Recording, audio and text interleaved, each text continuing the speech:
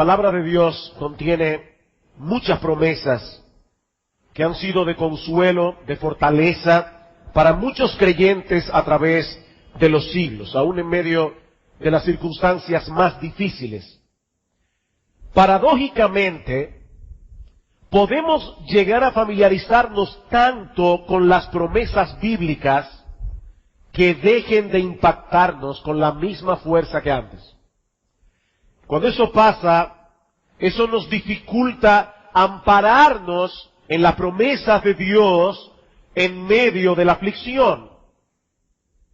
Pensemos por un momento en el versículo 6 del Salmo 23. Yo creo que usted no tiene que buscarlo ni siquiera en la Biblia.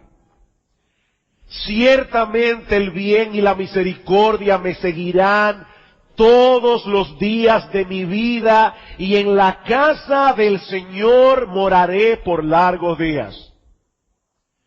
Seguro que tú has escuchado y has leído esta promesa un montón de veces. Ahora, ¿tú te das cuenta de lo que Dios está prometiendo allí? Lo que este salmo nos enseña no es que nosotros vamos delante y la misericordia y el bien de Dios van detrás como súbditos leales. No. La palabra que nuestras Biblias traducen como seguirán significa literalmente perseguir, ir a la caza de algo, de alguien. La misericordia y el bien de Dios, del Dios omnipotente, nos perseguirán cada día de nuestras vidas si el Señor es nuestro pastor. No hay un solo día en que el bien y la misericordia de Dios nos dejen de alcanzar. O escuchen esta otra, en Jeremías 32. Y haré con ellos pacto eterno, que no me volveré atrás de hacerles bien.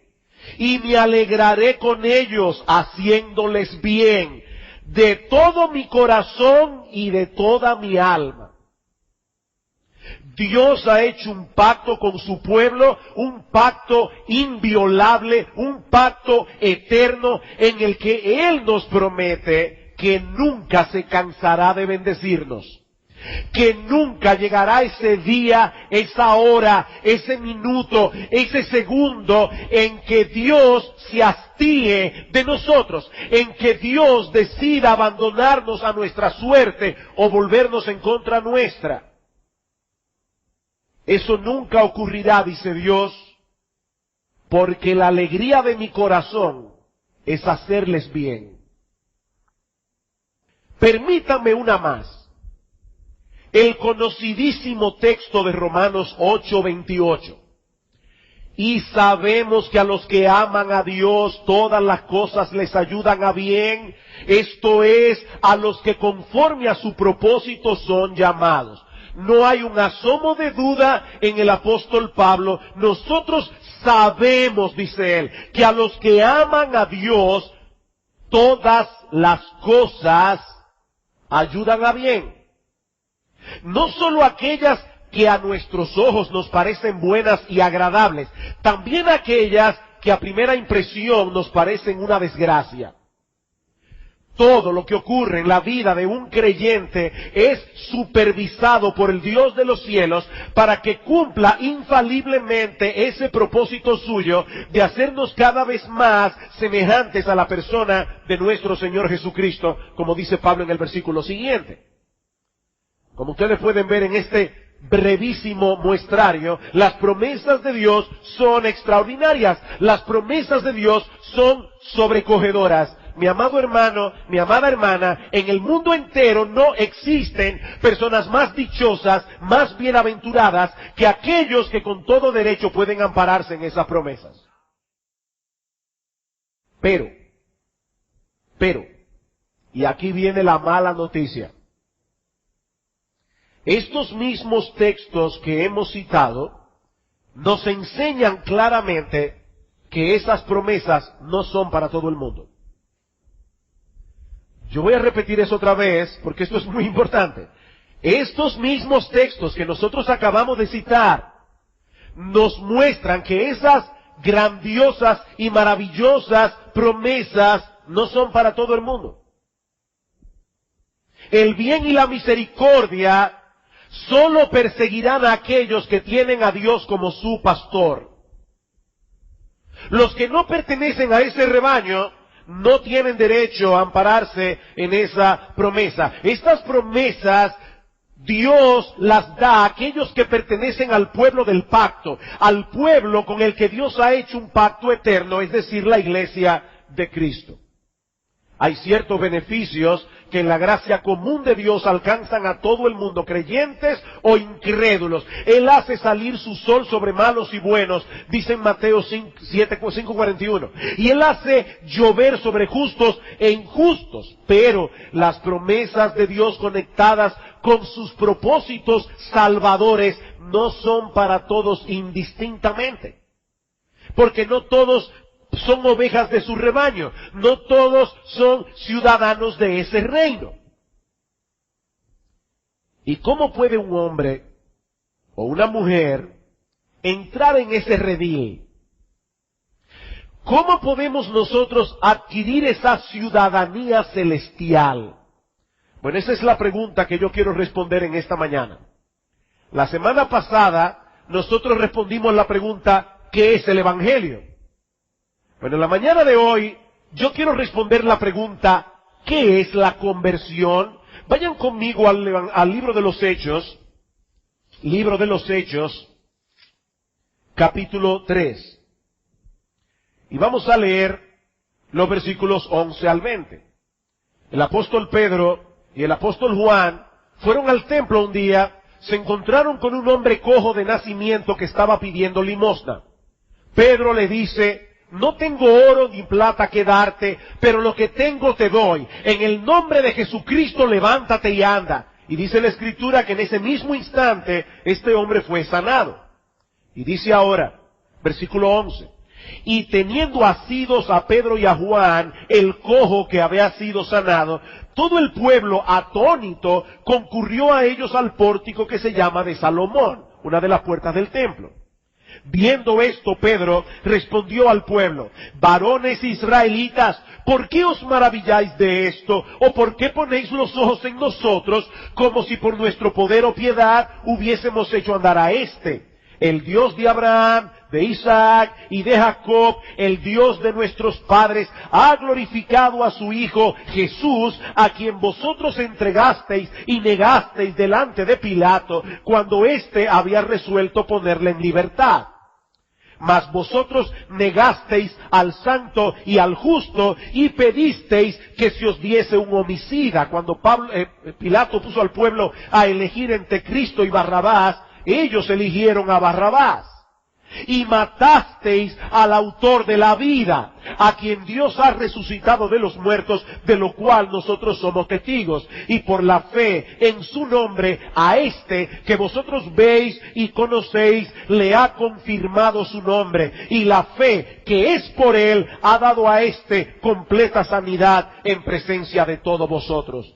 Mas ahora, hermanos, sé que por ignorancia lo habéis hecho, como también vuestros gobernantes. Pero Dios ha cumplido así lo que había anunciado por boca de todos sus profetas, que su Cristo había de padecer. Así que arrepentíos y convertíos para que sean borrados vuestros pecados, para que vengan de la presencia del Señor tiempo de refrigerio, y Él envíe a Jesucristo que os fue antes anunciado. Pedro, el apóstol, aprovecha el impacto que este milagro de sanidad había hecho en el pueblo y les predica el Evangelio. Ahora, ¿qué es predicar el Evangelio? Noten que Pedro hace exactamente lo que nosotros dijimos la semana pasada. La palabra evangelio significa buena noticia.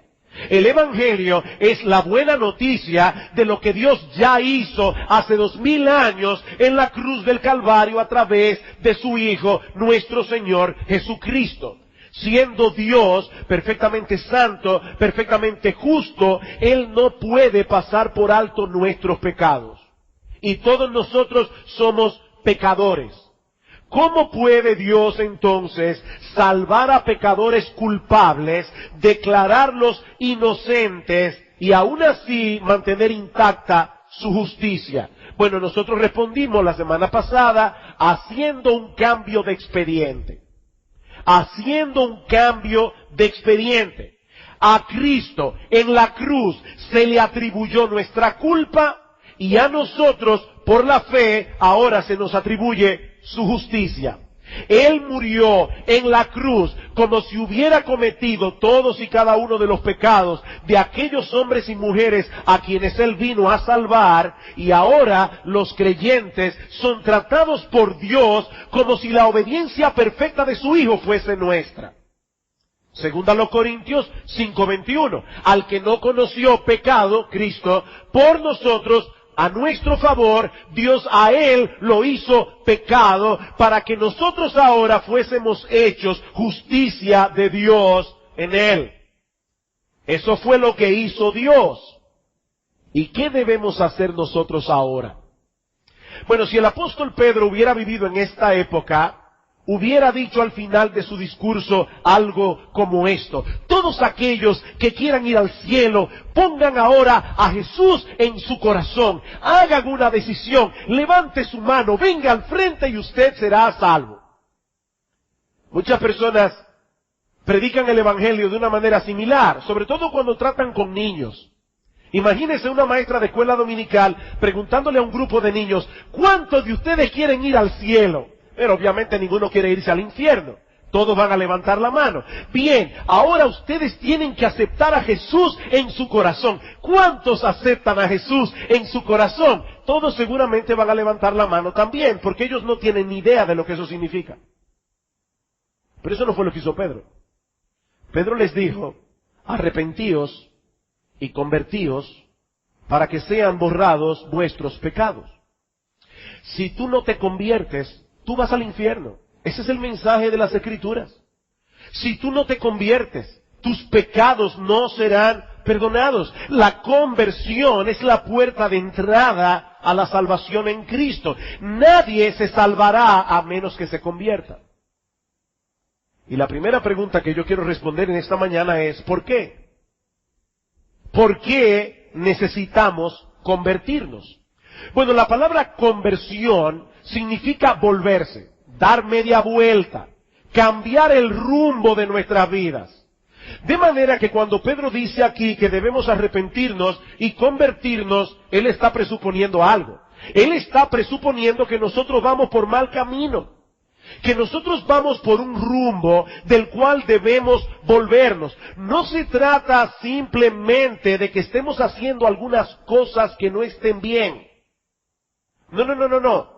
Es que nosotros vamos en dirección opuesta de donde debemos ir. Estamos dirigiendo toda nuestra vida hacia el lugar equivocado.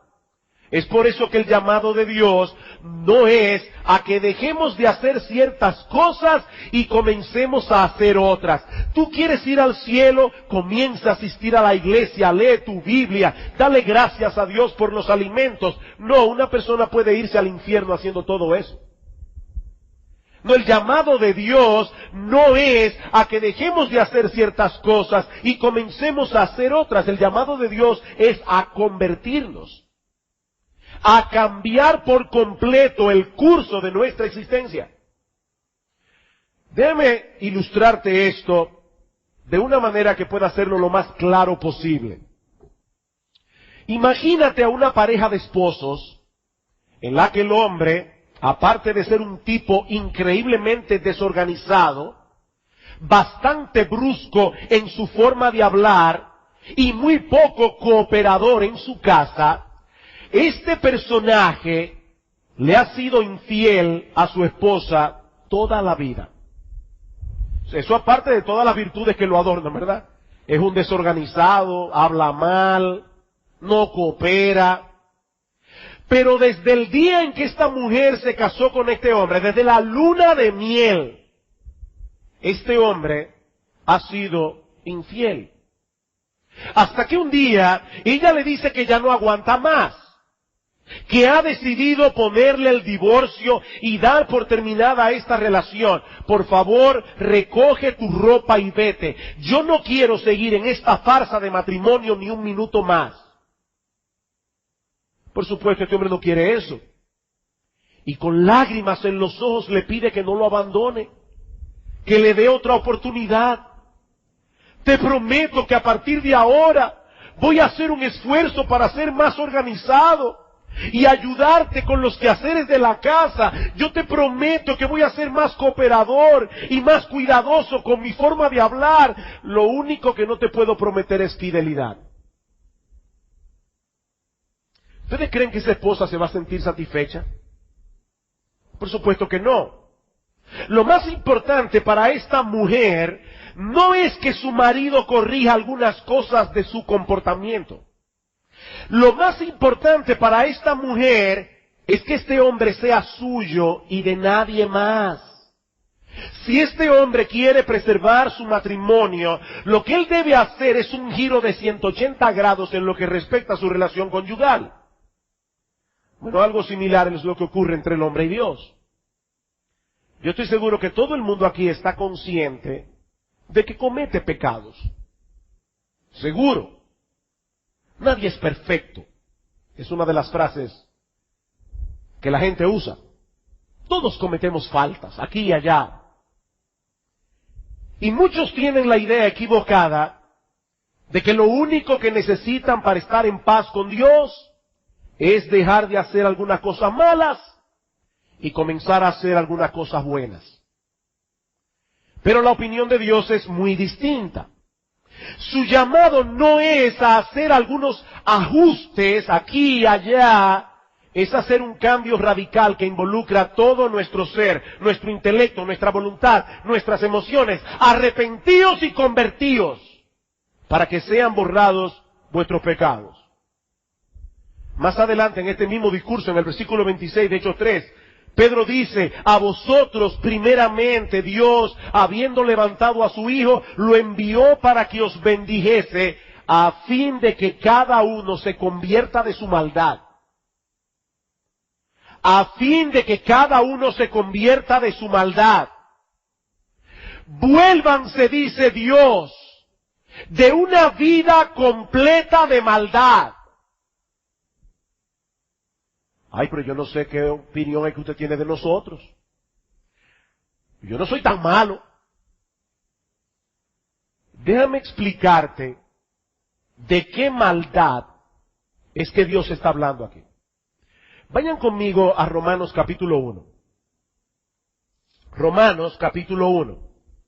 Los hombres tienen categorías de pecado, ¿verdad? Hay pecados mortales, hay pecados veniales, hay mentiras blancas, hasta piadosas incluso. Hay mentiras que no, que son negras. Pero déjame mostrarte cuál es tu maldad. Romanos capítulo 1. Escucha lo que dice Pablo en Romanos capítulo 1, versículo 18, para explicar por qué todos los hombres necesitan la salvación que el Evangelio anuncia. Dice Pablo en el versículo 18, porque la ira de Dios se revela desde el cielo contra toda impiedad e injusticia de los hombres que detienen con injusticia la verdad. ¿Cuál verdad? Dice Pablo, porque lo que de Dios se conoce les es manifiesto, pues Dios se lo manifestó, porque las cosas invisibles de Él, su eterno poder, su deidad, se hacen claramente visibles desde la creación del mundo, siendo entendidas por medio de las cosas hechas, de modo que no tienen excusa, pues habiendo conocido a Dios, no le glorificaron como a Dios, ni le dieron gracias, sino que se envanecieron en sus razonamientos, y su necio corazón fue entenebrecido. Pablo dice aquí claramente, todos los hombres saben que hay un Dios. Todos los hombres en el fondo de su corazón saben que alguien inteligente tiene que haber creado todo lo que existe. Pero el hombre en su impiedad detiene esa verdad que Dios revela claramente a través de su creación. Yo he dicho esto muchas veces. Pero yo estoy completamente seguro que si tú vienes a este edificio y te dice que este edificio es una maravilla de la naturaleza, porque así como tú lo ves, no fue creado absolutamente por nadie, sino que durante millones y millones y millones de años la lluvia, el viento fue reuniendo los materiales y eureka, de repente salió este edificio. Tú tienes que ser muy tonto para creer eso. Bueno, déjame decirte algo, este universo es 1000 veces más complejo que este edificio.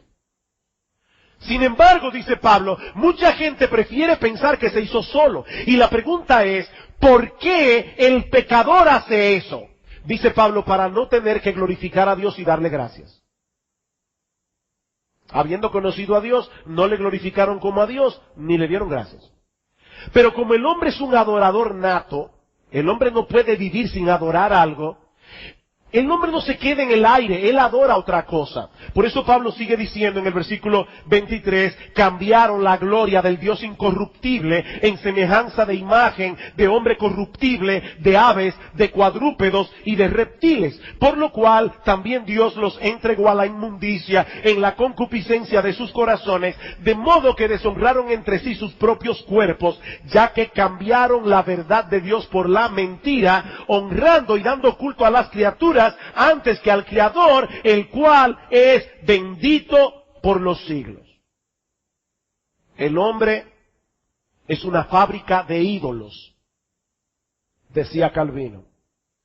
Ahora, cuando nosotros pensamos en la palabra idolatría, de inmediato viene a nuestra mente la idea de un individuo postrado ante una estatua de madera, de yeso, de mármol o delante de una imagen. Pero la idolatría es otra cosa. La idolatría consiste en poner nuestra confianza en cualquier otra cosa que no sea Dios para alcanzar una vida significativa y satisfactoria. ¿Tú quieres saber cuáles son tus ídolos? Examina tus pesadillas, decía un psicólogo del siglo XX. Examina tus pesadillas. ¿Cuáles son aquellas cosas que te daría terror perder? Esos son tus ídolos. ¿Cuáles son aquellas cosas que tú piensas, yo no podría vivir sin eso? Esos son tus ídolos. El problema fundamental del hombre es que Dios nos creó para su gloria, para que nosotros encontráramos todo nuestro deleite en Él por siempre, pero el hombre prefiere poner su confianza en cualquier otra cosa, en el dinero, en la diversión, en la fama, en la popularidad, en el sexo, para no tener que postrarse ante Él y reconocerle como el único Dios vivo y verdadero. Así que el problema no radica meramente en los pecados que cometemos a diario. El gran problema es ese pecado de vivir una vida de espaldas a Dios, buscando nuestra propia gloria, buscando satisfacción y significado y propósito en la vida fuera de Él. Por eso más adelante en Romanos capítulo 3, una vez más explicando Pablo por qué todos los hombres del planeta necesitan el Evangelio, Pablo dice, porque todos pecaron y todos están destituidos de la gloria de Dios. ¿Qué significa ese texto? Bueno, literalmente lo que Pablo está diciendo allí es que todos los seres humanos se quedaron cortos de alcanzar la meta de darle a Dios la gloria. Todos nos quedamos cortos de darle a Dios la gloria. Y déjenme decirles algo, en ese texto están incluidas todas las religiones del mundo. Yo decía la semana pasada que el Evangelio, el cristianismo, difiere radicalmente de toda religión. ¿Qué es lo que te enseñan las religiones? Las religiones te dan consejos para ver cómo tú puedes hacer la paz con Dios. Tú tienes que hacer esto, tienes que hacer aquello, tienes que hacer lo otro. El Evangelio no. El Evangelio es una noticia. El Evangelio es una noticia de lo que Dios hizo en la cruz del Calvario para salvar a pecadores a través de la muerte y resurrección de nuestro Señor Jesucristo. ¿Por qué las religiones son tan populares? ¿Por qué las religiones son más atractivas para el incrédulo que el Evangelio? Porque la religión te permite alimentar tu soberbia y tu orgullo.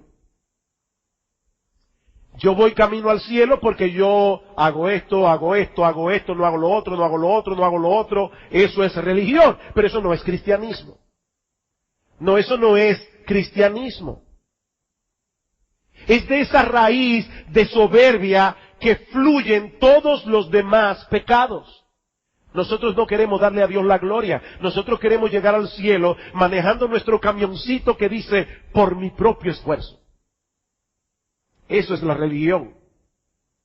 Ninguno de nosotros ha confiado en Dios como debiera. Ninguno ha sido agradecido como debía ser. Ninguno lo ha obedecido como debía obedecerle. Más bien nosotros hemos confiado en nosotros mismos. Hemos sido ingratos. Hemos buscado deleite y satisfacción en cosas que debíamos buscar en Dios, la hemos buscado fuera de Él y de sus caminos. Es así como todos nosotros hemos deshonrado a Dios a lo largo de toda nuestra vida. El pecado es un desprecio a Dios, es un menosprecio de su gloria. Los hombres ven la gravedad del pecado en función del daño que le hacen a otras personas. La Biblia es completamente diferente. La Biblia ve el pecado primariamente en función de la deshonra y el desprecio que el pecado significa para Dios. La razón por la que necesitamos la salvación que el Evangelio anuncia es porque Dios, en su justicia, no puede pasar por alto el menosprecio, el desdén de sus criaturas a su gloria y majestad infinitas. Pero es precisamente en el contexto de ese panorama tan desolador que la luz del Evangelio brilla esplendorosamente. Hay salvación para los pecadores, para cualquier pecador, porque el Hijo de Dios, la segunda persona de la Trinidad, se hizo hombre, vivió una vida perfecta y luego fue a la cruz para pagar la deuda de todos aquellos a quienes Él vino a salvar. En palabras del mismo Cristo, Él no vino para ser servido, sino para servir y para dar su vida en rescate por mucho. O Pablo dice en 1 Timoteo capítulo 1 versículo 15, palabra fiel y digna de ser recibida por todos, que Cristo Jesús vino al mundo a salvar a los pecadores. No a darnos un buen ejemplo. No, Él nos dio un buen ejemplo, pero Él no vino a eso. Él vino a salvar pecadores. ¿Y cómo puede el pecador apropiarse de una salvación tan grande? ¿Cómo podemos ser partícipes de esa obra de redención que Cristo llevó a cabo en la cruz del Calvario? Pedro responde en Hechos 3:19, arrepentíos y convertíos para que sean borrados vuestros pecados. Y eso nos lleva a nuestra segunda pregunta. ¿En qué consiste la conversión? ¿En qué consiste la conversión? Bueno, desde el punto de vista de nuestra responsabilidad, convertirse al Señor es volverse de una vida de pecado y de incredulidad para confiar en el Señor. En otras palabras, convertirse es igual a arrepentirse y creer. Arrepentirse y creer. Perdónenme este ejemplo tan burdo que voy a dar ahora. Me adelanto, ¿verdad? Pedir perdón. Cristo dice en Juan capítulo 6, yo soy el pan de vida. Tú tienes que comerme a mí, dice Cristo. ¿Y eso qué significa? El mismo Cristo dice, abrazarme por la fe, creer en mí, apropiarte de mí por la fe. Bueno, vamos a decirlo de esta manera. A lo largo de toda tu vida, tú te has indigestado, te has estado indigestando con el pecado. ¿Qué significa arrepentirse y creer? Bueno, arrepentirse es vomitar. Creer es comerte el pan de vida después que vomitaste. Tienes que arrepentirte y creer. Ese es el llamado del Evangelio. Dice en Marcos capítulo 1 versículo 14 que Cristo predicaba de esta manera, el reino de los cielos se ha acercado, arrepentíos y creed en el Evangelio. Eso es convertirse. Tú vas caminando toda tu vida de espaldas a Dios hacia el pecado. Arrepentirte, convertirte es volverte de ese camino hacia Dios. Ese volverte y darle la espalda al pecado es el arrepentimiento. El volverte hacia Dios para confiar en Él es la fe. Debes creer y arrepentirte. La fe y el arrepentimiento son las dos tenazas con las que nosotros nos apropiamos de Cristo. Y la Biblia nos presenta ambas cosas como un acto de la voluntad del pecador. En otras palabras, lo que estoy diciendo es que tú tienes la responsabilidad de arrepentirte, tú tienes la responsabilidad de creer. Nadie, absolutamente nadie puede hacer esas cosas por ti. Eres tú, y solo tú, quien debes tomar la determinación de renunciar a tu vida de pecado. Eres tú, y solo tú, quien debes tomar la determinación de renunciar a vivir esa vida de espaldas a Dios y someterte a la autoridad de Cristo. Pero de antemano te digo, no vas a poder con tus pecados, ni vas a poder someterte a la autoridad de Cristo. Por eso necesitas creer. Tú tomas la determinación de hacer eso, pero al mismo tiempo confiando únicamente en Cristo para poder hacerlo.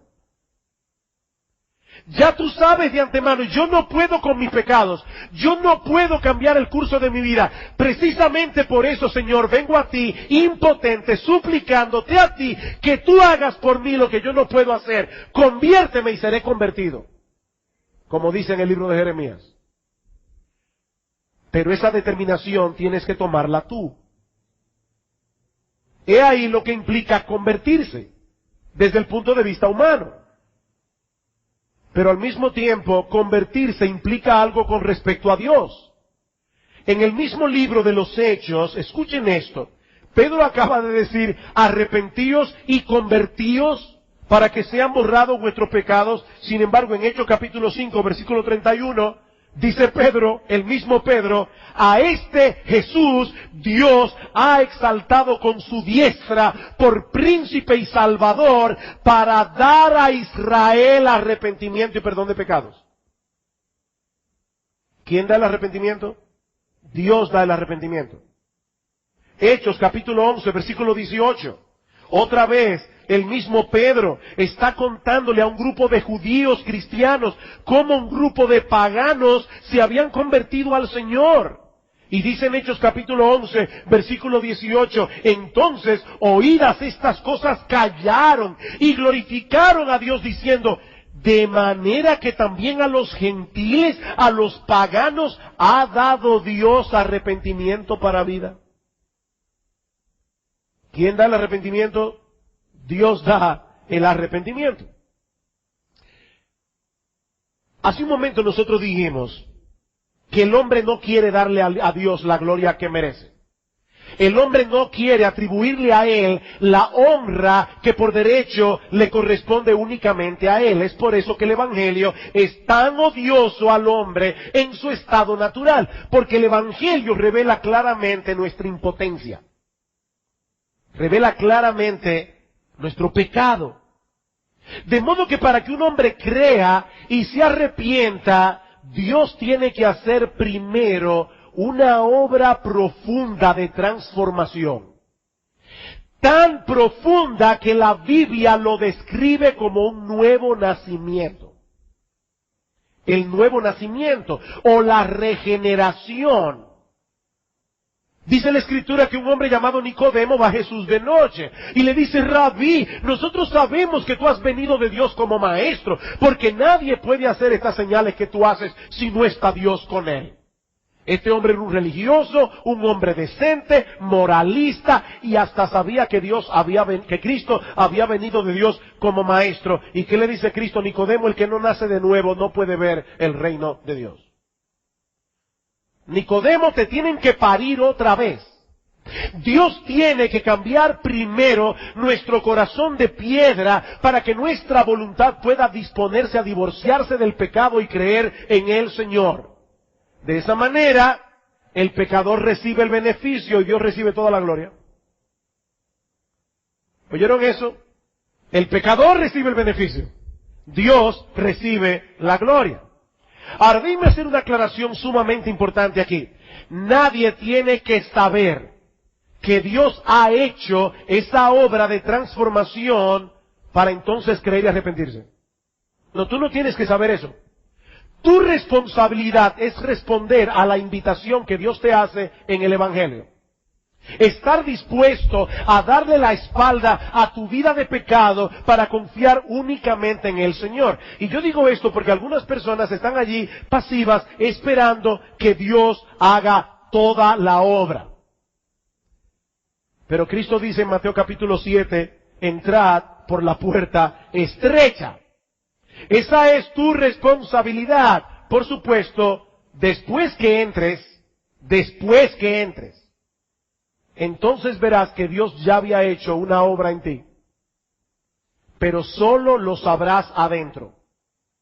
Solo lo sabrás adentro. Mi amigo, tú sabes que tú eres pecador. Que si Dios te juzgara en este momento, tú no saldrías absuelto en su tribunal. Tú sabes esto, que has estado viviendo de espaldas a Dios, buscando tu propia gloria en vez de la gloria suya, procurando alcanzar una vida plena fuera de Dios y de sus caminos. Si tú sabes eso, ven a Cristo. Ven a Cristo en arrepentimiento y fe. Hay un misterio en esto. La soberanía de Dios, la responsabilidad humana. La buena noticia es que nosotros no tenemos que resolver ese misterio para convertirnos. Nosotros no tenemos que resolver ese problema para ser salvo. Vuélvete de tus pecados a Dios, descansa en Cristo, únicamente en Él, para el perdón de tus pecados, y serás salvo ahora mismo. Aquí ahora. Ese es el llamado que hace Dios a todos los hombres a través del Evangelio. Pero todavía nos queda una pregunta más.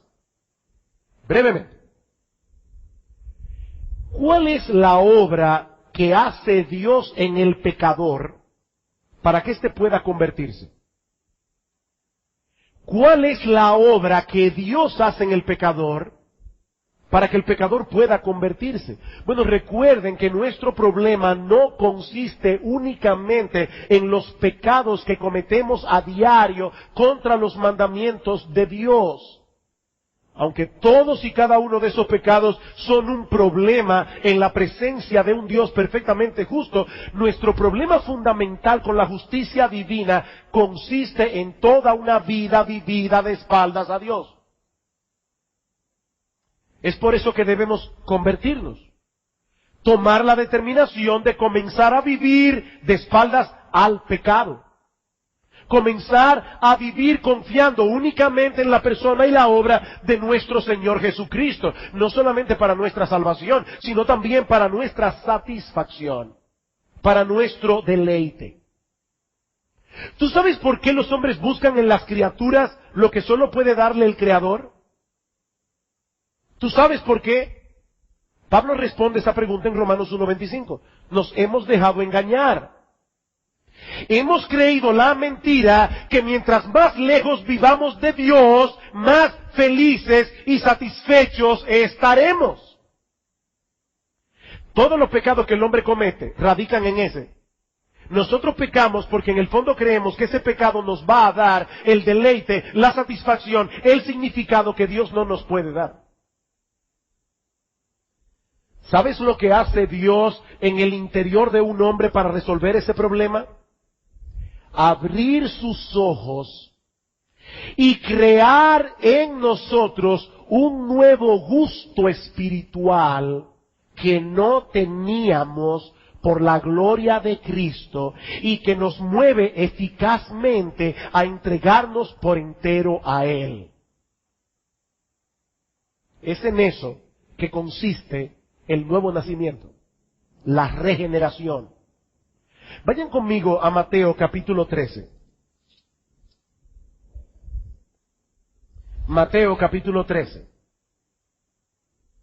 En esta parábola, El Señor describe el proceso a través del cual un pecador es convertido y traído al reino de los cielos. Dice en el versículo 44, además, el reino de los cielos es semejante a un tesoro escondido en un campo, el cual un hombre halla y lo esconde de nuevo, y gozoso por ello va y vende todo lo que tiene y compra aquel campo. Esta persona que antes iba por la vida procurando disfrutar de los deleites baratos que este mundo ofrece, porque el pobre miserable pensaba que eso era lo único que había, de repente encuentra un tesoro que es incomparablemente más hermoso, más valioso que todo lo que él había visto hasta entonces. Y cuando este hombre pregunta el precio del campo donde está escondido ese tesoro, le dicen simple y llanamente, te cuesta todo lo que tienes, te cuesta tu propia vida. Pero tal es el deseo de este hombre de adquirir ese tesoro que no regatea siquiera. Él vende todo lo que tiene para comprarlo. Eso es la conversión. ¿Qué fue lo que sucedió en este individuo que lo llevó a ver a Cristo y el Evangelio como un tesoro que él antes no veía?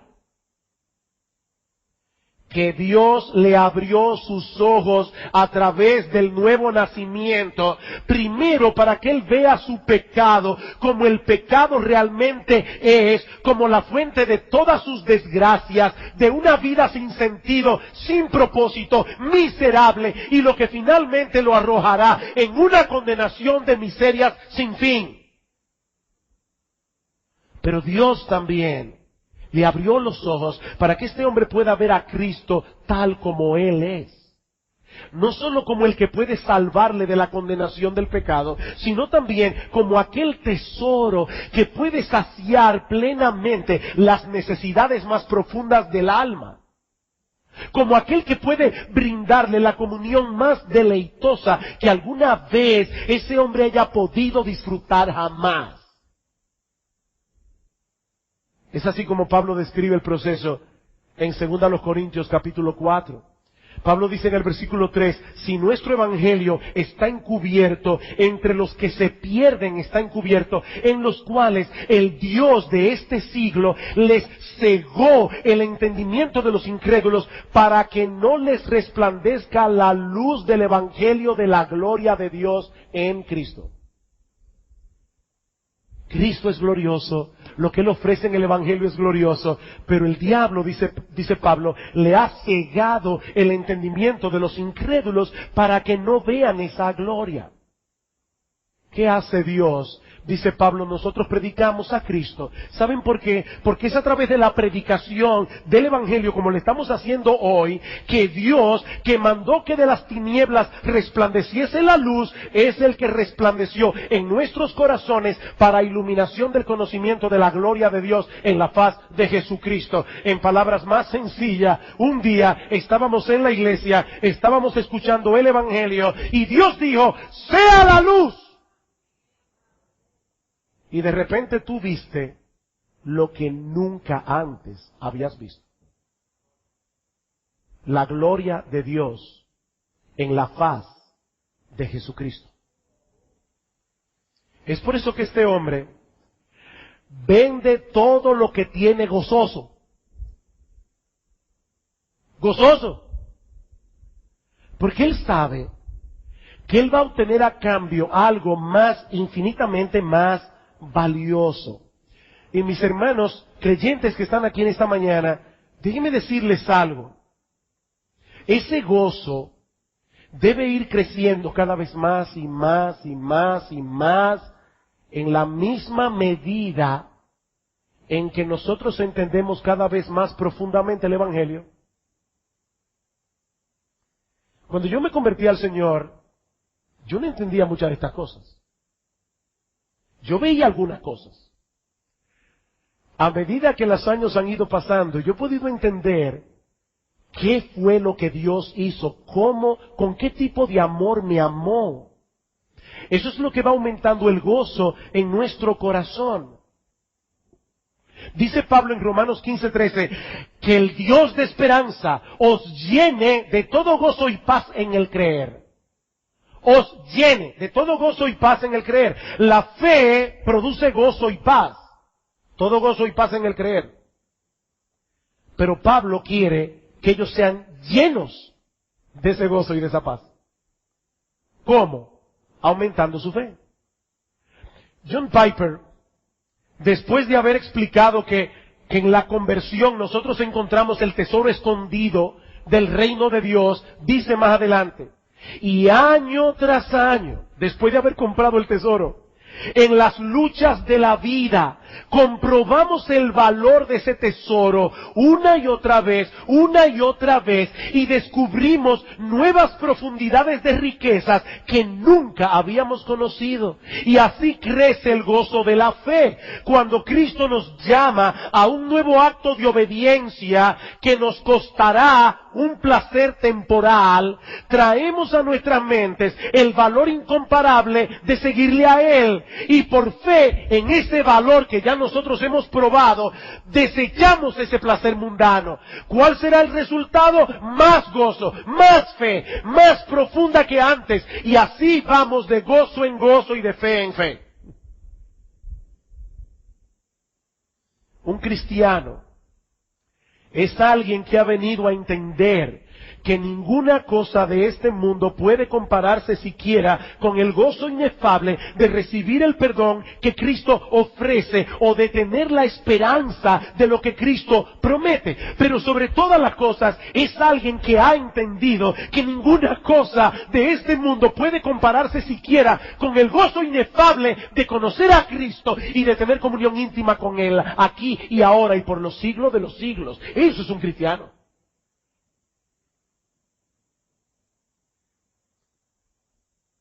¿Por qué hay tantos cristianos que no manifiestan esa satisfacción y ese gozo como debieran?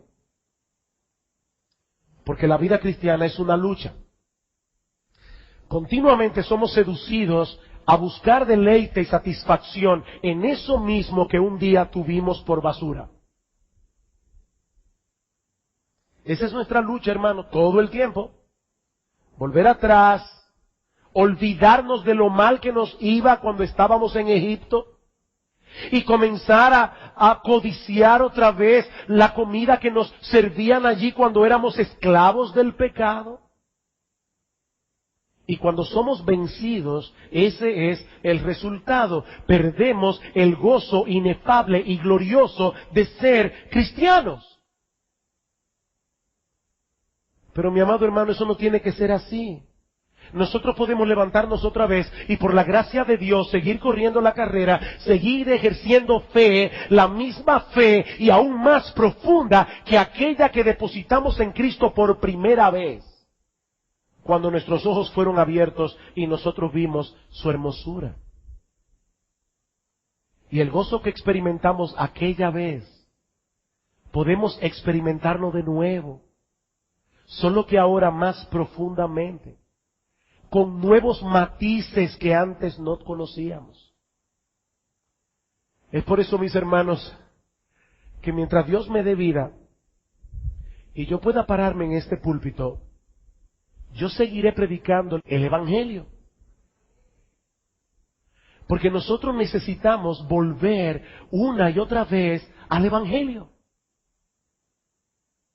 Y en cuanto a ti, mi amigo, que no tienes a Cristo, que no has venido nunca a Él en arrepentimiento y fe. Ya tú has visto en las Escrituras cuál es tu condición delante de Dios, delante de aquel que te creó, delante de aquel que sostiene tu vida cada segundo, a quien tú deberías glorificar.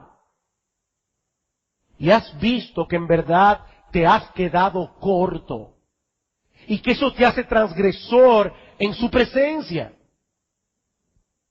Pero yo espero que también hayas visto lo que Él ha provisto en la persona de su Hijo y lo que requiere de ti para que puedas disfrutar plenamente, participar plenamente de esa salvación tan grande. Mi amigo, mi pregunta a ti en esta mañana es, ¿qué tú vas a hacer ahora? ¿Qué vas a hacer? ¿Vas a despreciar lo que el Evangelio ofrece de pura gracia? ¿O vendrás humildemente a Dios, clamando que tenga misericordia de ti? ¿Seguirás despreciando a Dios, para seguir disfrutando de los deleites baratos y temporales que este mundo ofrece? ¿Tú vas a cambiar el brillo de la gloria de Dios por el tenue y pálido reflejo de los deleites temporales de este mundo? ¿Saben cuál es el gran problema del hombre? Que se contentan con demasiado poco. Es como dice C.S. Lewis, el autor de las Crónicas de Narnia. Él dice, nosotros somos como niños ignorantes que prefieren quedarse en casa haciendo pasteles de lodo en el patio en vez de aceptar la invitación de pasar un día de fiesta en la playa, porque no tienen ni idea de lo que eso significa. En otra palabra, tú estás en el vertedero recogiendo basura el día entero. Y Dios te está llamando y te está diciendo, yo tengo dones inefables que ofrecerte. ¿Tú prefieres el basurero? Dice Lewis, somos muy fácilmente complacidos. Ese es el problema. Te contentas con demasiado poco. Cristo vino para que tengamos vida y vida en abundancia. Mi amigo, ven a Cristo en arrepentimiento y fe, vuélvete a Él. Porque nadie que se vuelva a Él pidiendo misericordia será echado fuera, dice el Señor. Arrepentíos y convertíos para que sean borrados vuestros pecados, para que vengan de la presencia del Señor tiempos de refrigerio. Solo en Él hay perdón, solo en Él hay descanso, solo en Él encuentra el alma verdadera satisfacción y deleite por los siglos de los siglos. Glorias sean dadas a Dios por Cristo.